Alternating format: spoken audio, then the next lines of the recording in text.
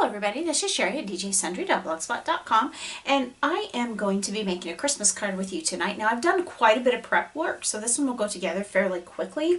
And this is definitely not my main Christmas card. This one is for some different departments at work, and so I've made, well, this will make my 32nd one. So it's very non-traditional, and I'm actually using this Heartbeat die, Thinlit die set from Tim Holtz, and I'll be using this die here in the center. So I've already pre-cut that, and I've used two different colors of red depending on which card I was making. I used up all of my cranberry, which is an old color from close to my heart. I didn't use up all of it, but I used up most of it. Any of the pieces that were big enough, I used up as much as I could, so that I'm getting down to kind of the end of that. And then the card I'll be showing you is using ruby colored ink, which I believe is also a discontinued color with close to my heart. I am using this old Sizzix die. It's called Snowflakes number 9. And then I'm using this old retired set from close to my heart. It's called Just to Say. It was part of one of the Cricut collections. I'm not sure which one it was, but I'm using this Happy Holidays. I'm using white embossing powder, and I'm going to be using my Gina K Connect glue. So I pulled out some white cardstock, and I've already actually done the base with white cardstock. Now this is just inexpensive white cardstock from Walmart, actually. Not putting a lot of it's thinner than some of your better cards would be, but because of all the layers, by the time I'm done, it will still have a nice heavy fill to it. So we're going to start with the inside. I've already done some prep work on the outside as well, but we are going to start with the inside, where I have this first piece of ruby cardstock. And the reason I'm doing ruby on the inside is because what I'm going to try to do is have my staff put their signatures on the inside, but because there are so many and they are super busy, I don't know that they have time to or really want to sign all of the cards. So what I'm going to do is I am going to print up a greeting and then have them sign it, and I'm going to make multiple copies and cut them apart and attach them inside, so it will go right in the middle here. It'll probably just say Merry Christmas and have them all sign it. And I actually have a couple of remote staff, so I'll have to get their digital signature, so this will work well for that.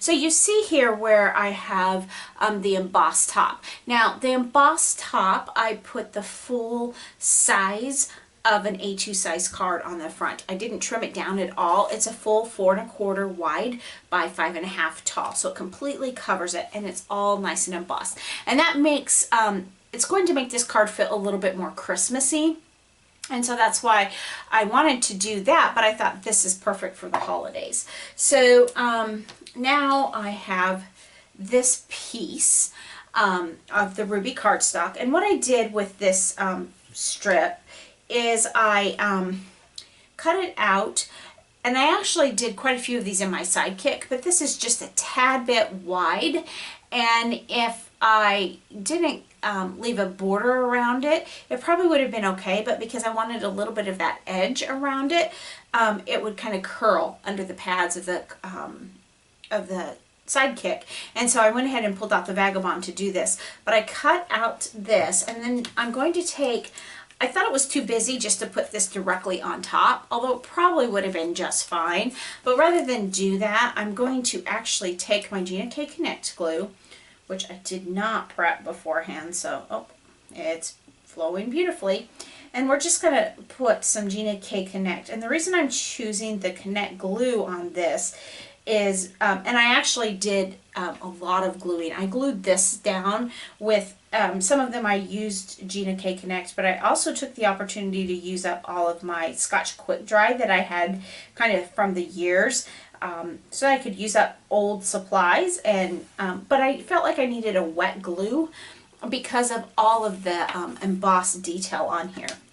And so I took another piece of white that is the same size as the red, and I'm just going to lay it down directly on it. Now you see my size is off a little bit. That's okay. I would rather have it a tad bit too big than a tad bit too small, because I can always grab pair of scissors and trim it off, and no one will be the wiser. You could have it a little bit smaller, as long as your heart is filled. You just don't want any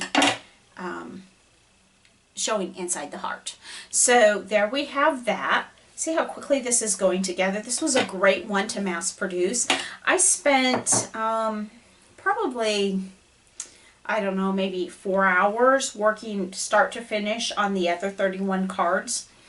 And that was enough to get through them, and they actually turned out really well. I'm really happy with them. Now I want enough glue that it's going to handle, again, the thick embossing on this, but I don't want so much that it's oozing out all over. However, if a little bit oozes out, it's not the end of the world, because it will dry clear, which is a blessing. So I'm just going to hold that down for just a minute. It does not take long for it to adhere enough that I feel like it's going to stay.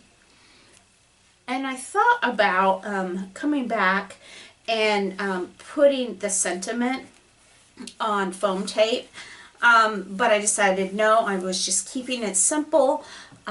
This was a mass production, and I was just going to keep it simple and put them all down. Again, I'm going to use the wet glue, the Gina K Connect, and glue that down. Again, trying to make sure that I have enough, but not so much that it's seeping out all over, just because I don't want to mess with the dry time. So you can see I have stamped that, and that white is actually not stamped. I actually heat emboss white embossing powder on top of clear Versamark to get my happy holidays.